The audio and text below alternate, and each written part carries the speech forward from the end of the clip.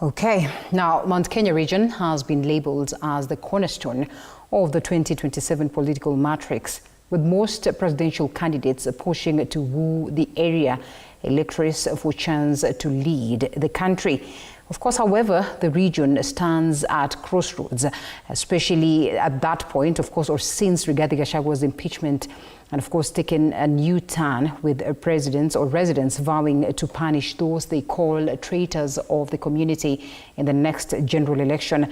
And as Micah Gongo elaborates in this, the boiling mountain, a section of UDA legislators think that guaranteeing Ruto's re-election or perhaps obtaining individual victories to protect their reputations is their only chance for political salvation. Take a look at this piece by Mike. Saturday, 26th July 2025. Series of meetings were held in Mount Kenya counties.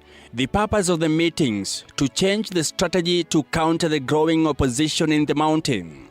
The new strategy now being the formation of two political wings that will counter the Gachagua-led opposition. One wing will be led by Deputy President Professor Kindiki, National Assembly Majority Leader Kimani Ichung'wah, and ICT-CS William Kafogo. It is wrong for the Honorable Gachagua to go around the world, in America and other places, saying that the president has issued instructions. I do not have those instructions. A plan to uplift the lives of the people, and that is what has brought us to Mathera today. Another camp will be led by Laikipia East MP Mwangi Kiojure. Bereni tulikuwa na wengine walikaa more than 2 years, 1 month kwa serikali. Much as many people are regretting the vote for President William Ruto, I don't regret. I think it was a good vote for one reason. We proved to this country that we are not tribal.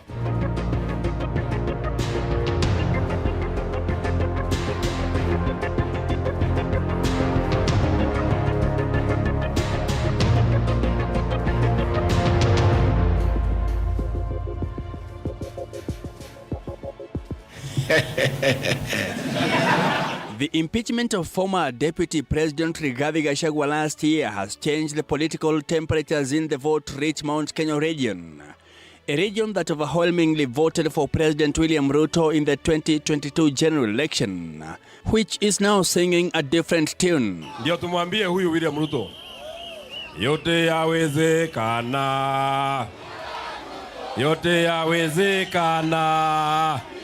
A song that is being led by a man who campaigned for Ruto in the region. Yote yawezekana. Aende asiende. Harambe. Aende asiende. Rais wetu William Ruto, rafiki yangu, alifanya mzuri sana kuleta hii vita na mimi na watu ya mlima.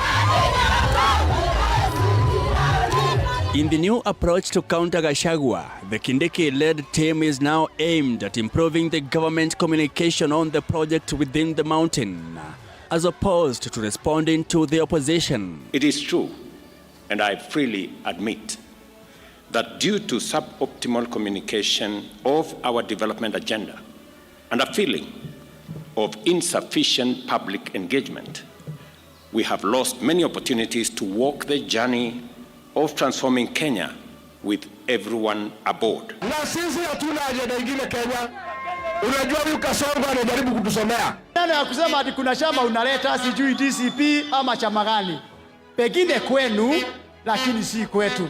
Kitu inaitwa ukabila. Laikipia County ni Kenya mzima ambayo inaishi huku. The people of this region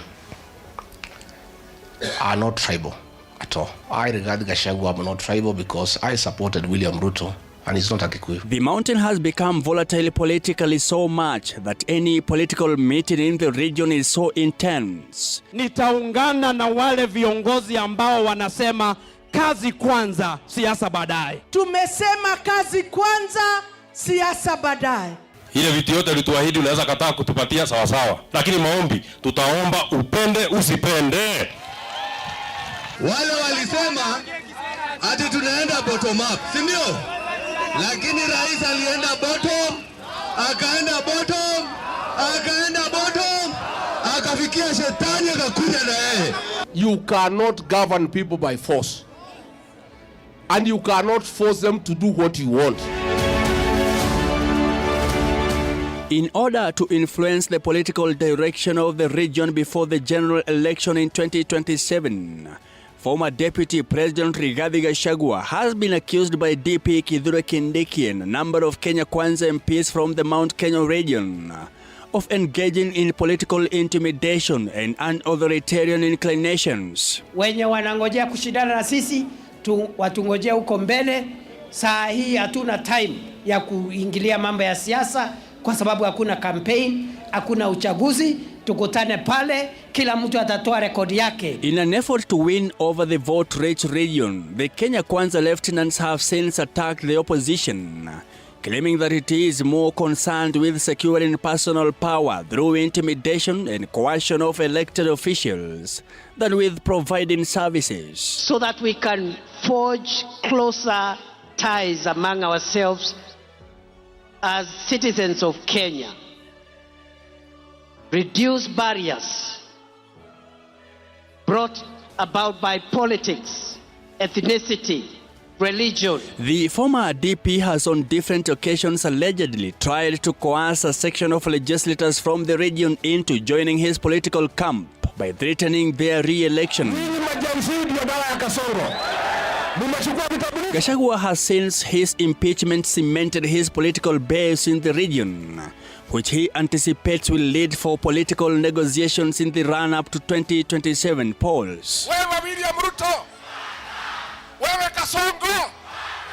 Gachagua has charged the community. The community is hypercharged. Is actually turbocharged.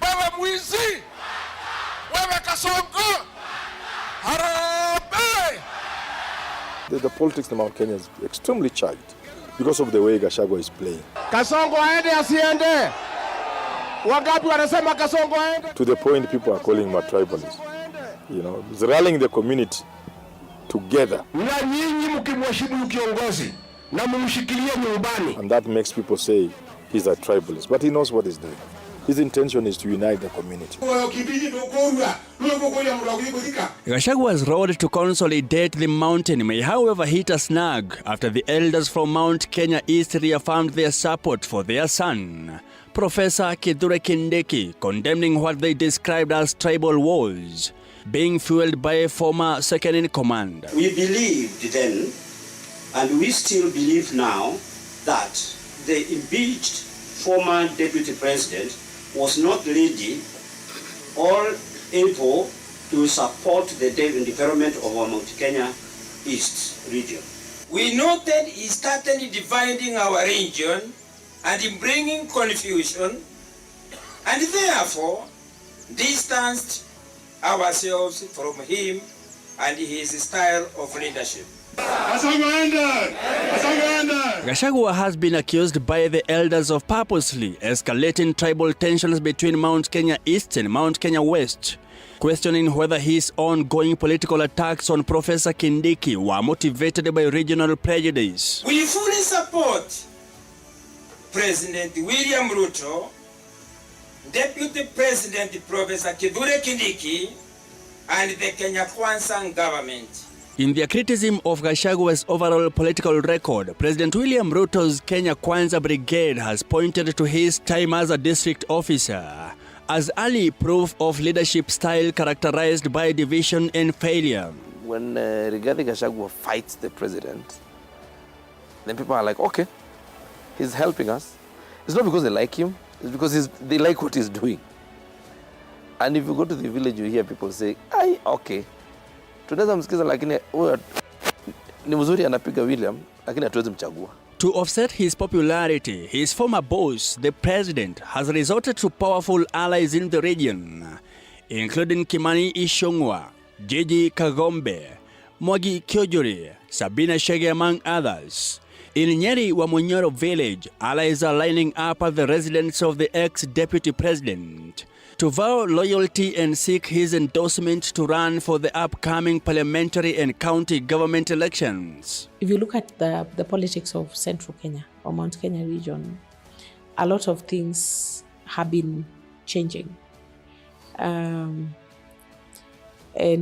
would actually say that some of the observations that we are observing now, or some of the things that we are seeing now, are actually culmination of so many events that have taken place for the last maybe 20 years or more. Because Gachagua has also gone whole hog. You kicked me out. Then it's my turn. Wherever he goes. And of course, that was serious betrayal. Kusema ukweli, kwa wakati huu vile umesikia na watu wengi wamenena, ni ya kwamba mlima imehama na imehamwa kwa wote. Sio vile tunaweza sema ati eneo fulani, watu fulani. Hata wale mnaona labda wanaingia kwa runinga kusema ni wale ambao wanangojea akitoka hapo apewe hela, lakini hakika kwa roho za watu ya mlima kuhama, wamehama wote.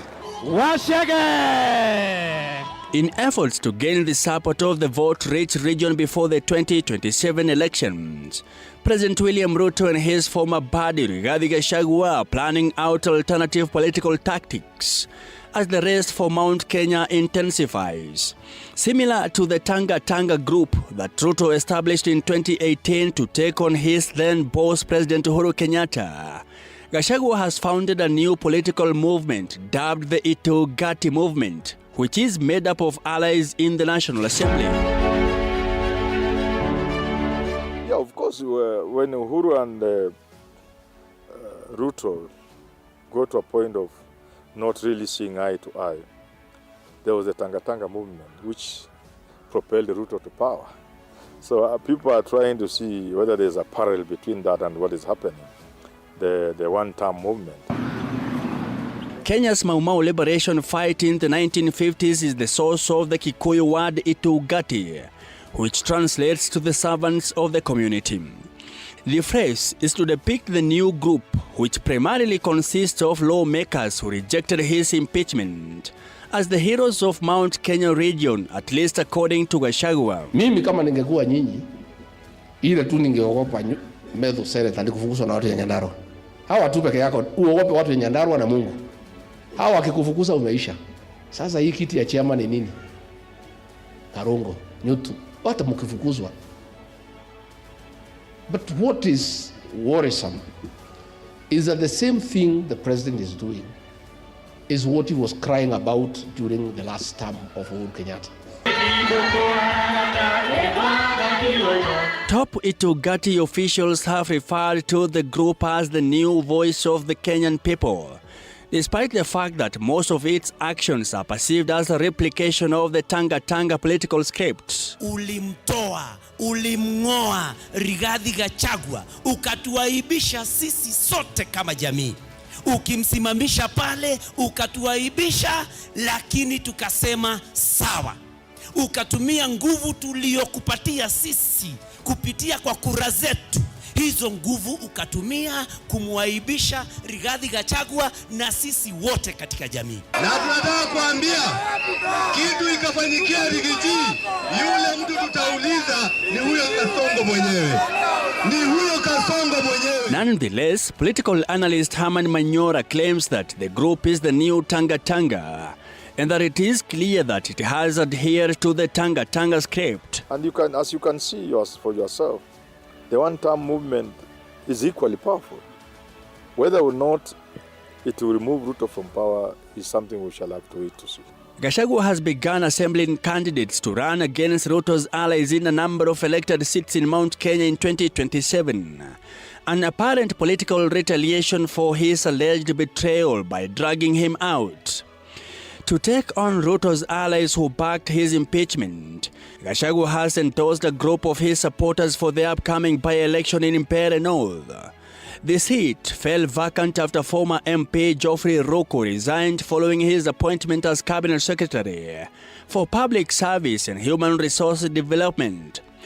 Gachagua has supported lawyer Sasha Wamai to run against ardent Ruto supporter Faith Getao for the woman representative seat in Nyandarua County. He has endorsed Mutahi Kahiga, the governor of Nyeri County, to run against Wahome Wamatiga for the Senate seat. He has publicly backed Senator Kamau Murago for governor of Kirinyaga County. Others include MCA David Madhege for the Kirinyaga senatorial seat, Senator Joe Nyoto's re-election in Murang'a, and John Kenywa of Laikipia for re-election.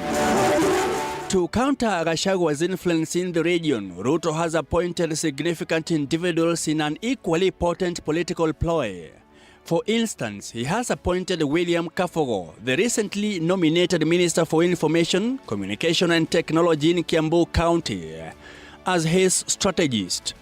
Ruto anticipates that former Gatanga legislator Peter Kenneth, former Governor Mwangi wa Iria, who was recently appointed as the chairperson of the Public Procurement Regulatory Authority, and former County Senator Kembi Getora, who was recently appointed as the head of the Kenyatta University Hospital Board, will subdue Gachagua in Murang'a County. Leaders are the ones being paid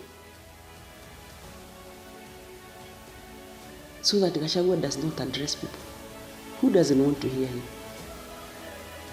When he's talking to the media, everybody wants to be glued there. Would you imagine, I want you to imagine, 1992, a guy like Matiba, who I'm trying to say a person who was not elected but was a political figure. Would you imagine if Matiba came to Kiambu and was beaten up and heckled and you think there would be peace? There will be serious outbursts from the people. There will be, people will be angry about it. But Gati comes here and atandikwa, and managed to go on with life. The anger in the mountain, and above all, the unity in that anger. The anger has united the mountain so that they speak as one voice under Gachagua, listening to Gachagua, all united against William Samoei Ruto. I think that is what has changed the mountain. From a mountain that really was behind Ruto, almost to a man, to a mountain that presents him. So the more unazidi kuhit watu wa Mlima Kenya, the more wanakuwa bold, wanakuwa na nguvu, wanakuwa na hasira, wanakuwa na hamaki, wanakuwa na ujasiri. Hii si jamii ya kustuliwa. Washaona mengi. Waliona mengi wakati wa Mbeberu, waliona mengi wakati wa hayati Mzee Moi, na hii sasa haitafika wakati huo. Katiba za wakati huo zilikuwa tofauti, katiba ya saizi ni tofauti. Kwa hivyo mimi vile ni kama ningekuwa advisor wao, ningewaambia hiyo sio njia ya kwenda.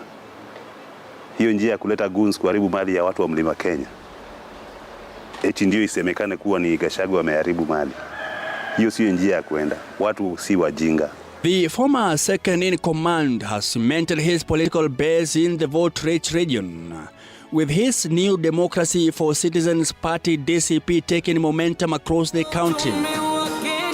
This has ostensibly sent jitters in Deputy President Kindiki's camp, to an extent of convening a series of meetings to change the strategy and counter the growing opposition in the mountain.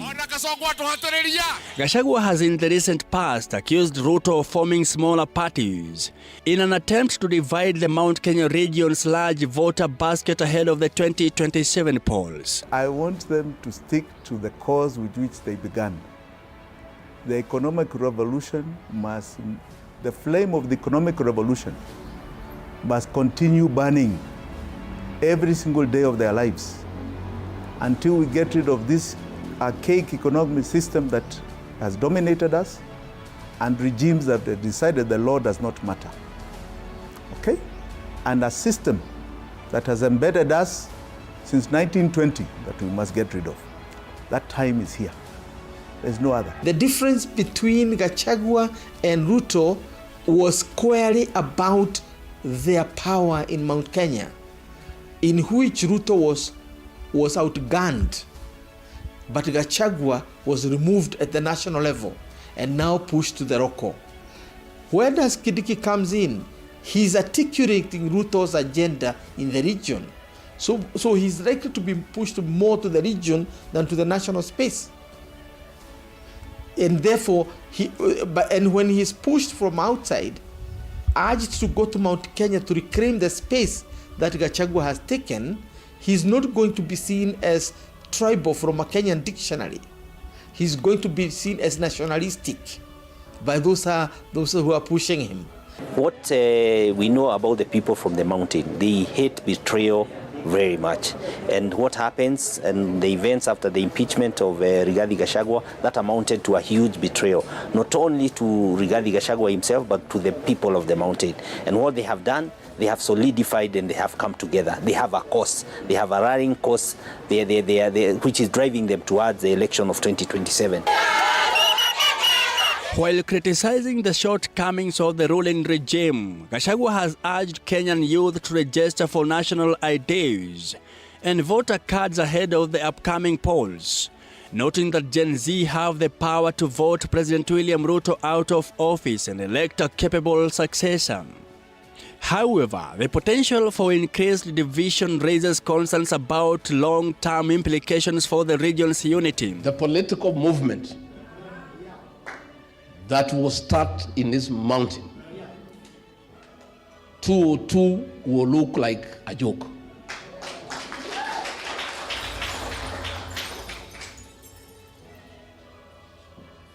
And we shall join other Kenyans to get on the right trajectory and define our destiny. The people who planned and executed the impeachment of Rigathi Gachagua done it so well, but they seem to have forgotten about one thing: sustaining and dealing with him post-impeachment. And therefore what happened is that we have a person who is not in power, who is out there with all his time to whip people's emotion, to manipulate the voter, and to keep decampaigning the system, or to keep decampaigning the likes of Kindiki and William Samoei Ruto. Leaders like Mwangi Kiojure has recently warned that fragmentation could weaken Mount Kenya's influence in national politics, making it more challenging to advocate for the region's interests. The delicate balance between pursuing localized governance and maintaining a unified front is a critical consideration for all stakeholders involved. We have had many elections, and Mount Kenya has been on the side that is winning. Mount Kenya voted with Uhuru. Mount Kenya voted with Kibaki. Mount Kenya in '97 voted with Moi. You know, Mount Kenya has been in government, and we have seen the advantages of being in government. And there is no way we are going to be on the other side. You know, it will be very difficult for Mount Kenya people to imagine themselves out of government. I honestly think the Mount Kenya region, just like many other regions in this country, are in the opposition. They feel dissatisfied. They feel like the person they voted for, who highly promised to do things differently, is not providing that, is not giving them that. And for that reason, they are not in the opposition because they are Kikuyus. They are not in the opposition because they are Mount Kenya. They are in the opposition because they are as unhappy as so many other Kenyans who feel that the promises that were given to them in the year 2022 have not been met. Ndipo unaona ya kwamba kwa vile mtu ya mlima ni mtu anatumiaga akili zake. Akiona pahali na hafaidiki, anaondoka. Na hivyo ndio wamefanya kwa wakati huu. Kwa hivyo ile opposition ambayo tuko nayo, opposition sasa imerudi kwa mlima. Kwa hivyo wasitarajia kwamba hakuna wakati mlima sasa itavuka ikuje kwa serikali tena. What we open up in Kenya, you see being replicated in a lot of sub-Saharan Africa thereafter. And it is coming. Michael, get ahead of the game, brother. Otherwise you come and you find it has swept you with your traditional politics. What I call legacy politics. Hiyo imeisha. Hii mambo ya kuwave, sijui regions, sijui nini. People want to be kingpins of communities, go ahead. That is not going to work. After the impeachment of Gachagua, a section of President William Ruto's allies who supported the ouster faced a backlash from area residents for allegedly misrepresenting the will of the people. While the tide has been tough for pro-President William Ruto legislators, those allied to Gachagua are being referred to as heroes and are getting enthusiastic receptions at social gatherings. They include Gathoni wa Mushoba of Githunguri, Wanjiko Mohe of Kipiperi, Jerry Maina of Kirinyaga, and Senator Joe Nyoto of Murang'a County, among others. We are facing that toxic politics in the community around the mountain. We can give an example when Gati came to Meru, inciting people. It is very easy to incite, kuongea mbaya, and that is what he had really been capitalizing on. I think the other thing that might come out is a good number of members of parliament being elected. But what we are saying is we need our people to choose high caliber of leaders so that the people we'll put in parliament are people who can push policy, are people who can push change, are people who can advocate for better lives for Kenyans, are people who cannot be manipulated, people who cannot be bought. And actually that's what we are looking forward to happen come 2027, that the mountain should realize it is the type of leaders they put forth that will bring real change to the mountain.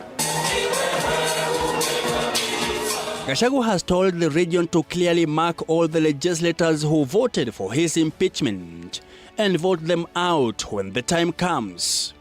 While the lines are now clearly drawn between pro-Ruto and pro-Gachagua legislators in the race to control the populous region, political analysts say Ruto's allies face uphill task to regain support. If Gachagua does his work, he has total control over the region in terms of temperament, the way people perceive Gachagua. Despite all the criticism you hear and that you're going to hear, the popular support, of course, is with Gachagua.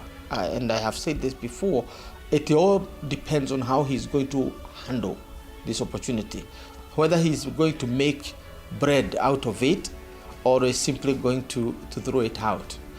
He has the popular appeal at present.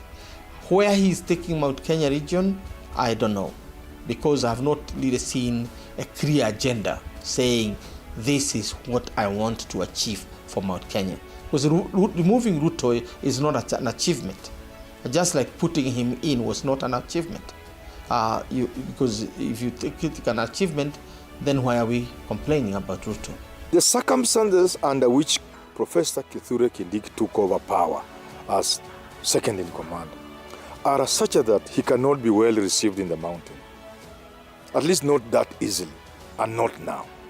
So he'll have to work on it. The circumstances, he came out as a traitor. The people felt Ruto had betrayed them. And in that betrayal that people perceived Ruto to have taken against them, betrayed them, he had collaborators from the region. So people like Imani Ichung'wah and the rest, and now Kindiki came out as one of those people who are collaborating with Ruto, as Ruto was betraying the community. Kama wingi wa watu ambao wanaokuja katika mikutano ya Rigiji inasema umoja, nadhania watu wameungana katika hiyo hali ya kukataa serikali iliyopo, kuletwa na hali yale makasiriko ya kuwa waliondoa Rigiji. Ninaona hapo imeunganisha wengi, lakini unapata pia hatuwezi sema ni 100%. Manake unasikia hata kule Meru wanasema, wengine wanasema kiketi sasa hata kimekuja kwetu Meru. Former Mathira constituency aspirant Kathy Irongo believes that while it is evident Ruto has angered Mount Kenya region, following Gachagua's impeachment, time will be a key factor in determining whether he will regain the region's support ahead of the 2027 elections. I don't think the region is divided per se. I would look at it differently. The region is defranchised. But most importantly, every day a Kenyan, an ordinary Kenyan wakes up. Every day, whether you are Kikuyu or Aluya or Kalenjin or whoever you are, there's a realization that is making the people very woke. And the realization is, in as much as people will come and do their campaigns and tell you that they are going to get into power so that they can take care of your interest or the interest of the region, every now and then people are getting into the realization that that is a fraud. Gachagua was just another person. He has gone to expose. He's really injecting. Kenyans are waiting for Gachagua to talk. He's a de facto opposition leader today. They have forgotten Raila. The deputy president is constitutionally the principal assistant to the president and by default a core symbol of national unity. If Rigathi Gachagua had failed in his solemn duty, his predecessor Kithure Kindiki, who is also from Mount Kenya region, now knows the expectations the Constitution and the Republic have on. The president has asked him to be a better communicator of government agenda, which might redeem the government's standing before the public. Political analysts avert that Kindiki should avoid the regional kingpin temptations and carefully manage fallouts in his Mount Kenya backyard, not to drain his focus on curating national stature. This is a thing that now you see Professor Kindiki tried to tap into. You want to tap into Uhuru's moral power, and it's legitimate. He can tap into that moral power. But will Uhuru deliver to him? No. Uhuru will always be, for his political expedient and interest, align himself with the people. The second in command has seemingly moved to woo Wiper Party leader Kalonzo Musyoka amid escalating tensions between the ruling administration and the opposition. Na huyu my big brother Kalonzo ajichunge, huyu mtu pia atamtusi. I'm telling you. Kwa sababu huwezi kuwa na kiburi ya kutusi kila mtu. Yaani wewe tu ndio mtu mwerevu dunia hii. Kindiki believes Kalonzo is a notable and like-minded leader who has been poisoned by those spreading ethnic divisions. Hata Kalonzo wakati anakujanga kule Tharaka Nithi na Meru, anasemanga hako nyumbani na hakuna mtu anakataa. Mbona mimi, si hata mimi niko nyumbani? Kama Kalonzo ako huko nyumbani, si hata mimi niko nyumbani jameni? Ama namna gani? Demosi. Tuko hivyo. Na mumsalamie, and we have no issues, sisi tunaheshimu viongozi. So when you talk about traitors and people who betray others and you are sitting on Mount Kenya, it comes out very bad. So for that reason, Kindiki has a big problem getting himself to be accepted by the community. But I'm not saying it's impossible. I'm only saying it's tougher than he might think.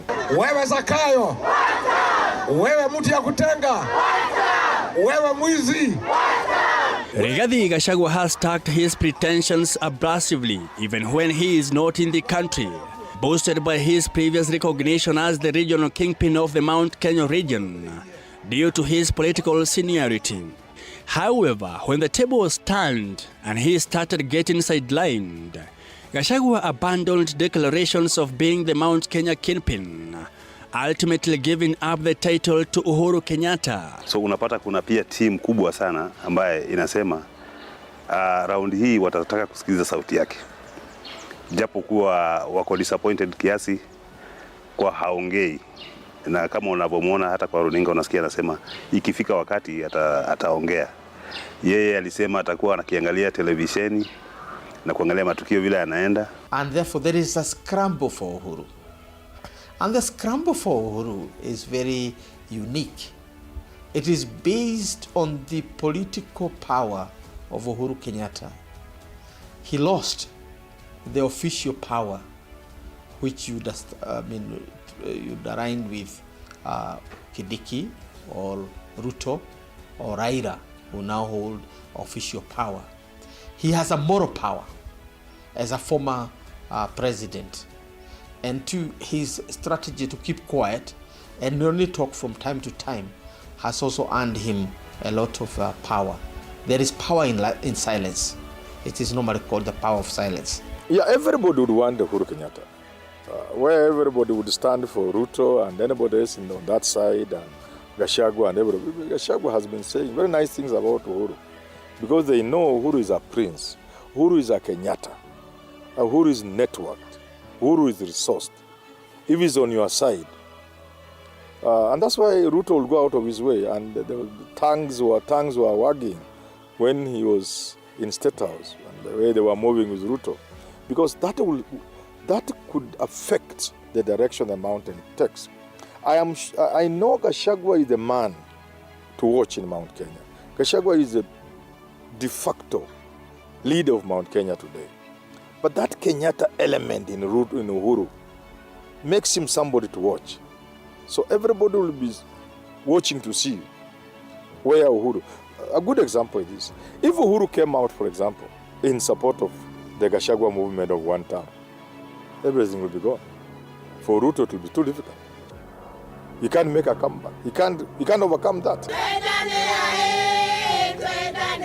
His absence has apparently not been felt as he continued to put pressure on Ruto's government even when in the USA. Yeye ndiye mtu muongo zaidi katika dunia hii yote. The whole world is the biggest liar. So advising that lying requires some intelligence, some innovation, some creativity. Uhuru recently met President William Ruto in State House, Nairobi, a move that has sent a statement whether political or otherwise. Some of Ruto's allies have implied that a Ruto victory in 2027 is feasible, even if what they describe as this possible Mount Kenya region is ignored. I'll put it this way, Uhuru will be more of a factor in Mount Kenya region by far. Uhuru will be a factor. Rigathi won't be. And all these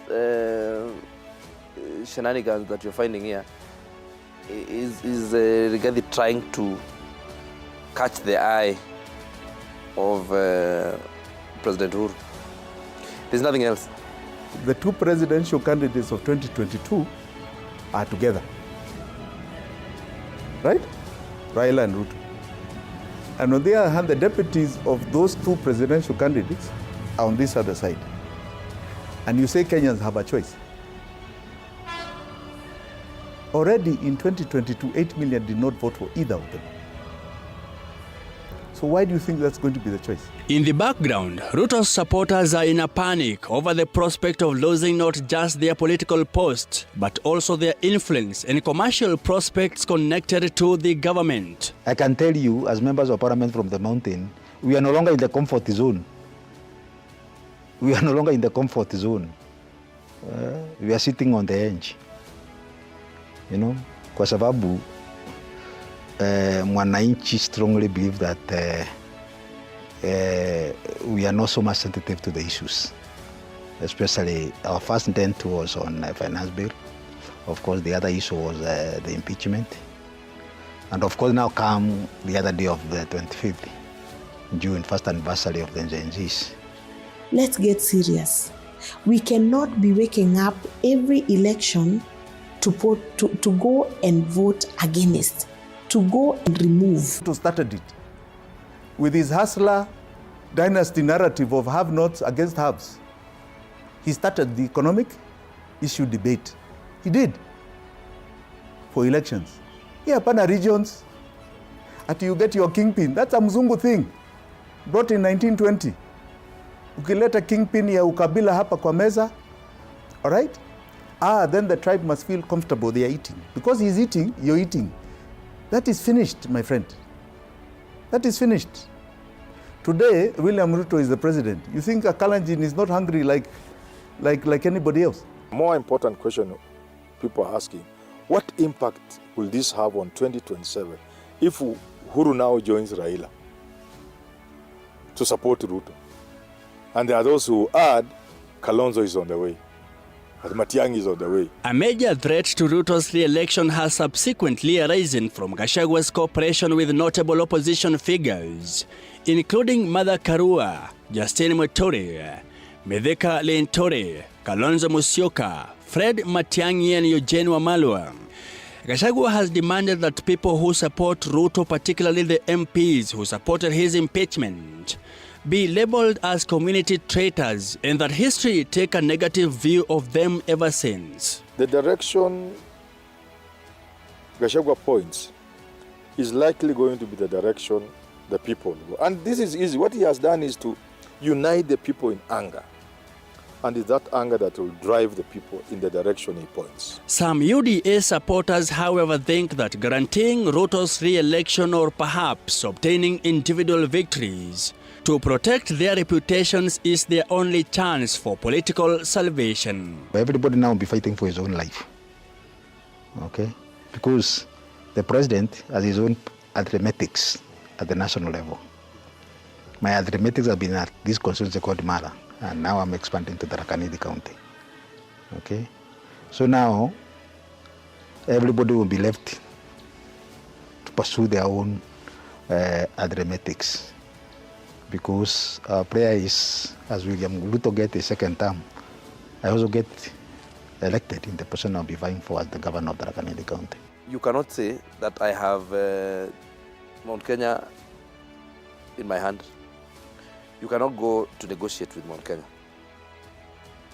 When they know that is what you're doing, you're using them to go and negotiate for yourself, they will defy you. They will defy you. You cannot use Mount Kenya to go and negotiate. What Mount Kenya will do is, they will say, okay, let's now call other people to come and join us. Or we are equal partners here, let's go this direction. But you cannot, the way you've seen other communities happen, that there's someone who has the title to their, I mean, who has their votes.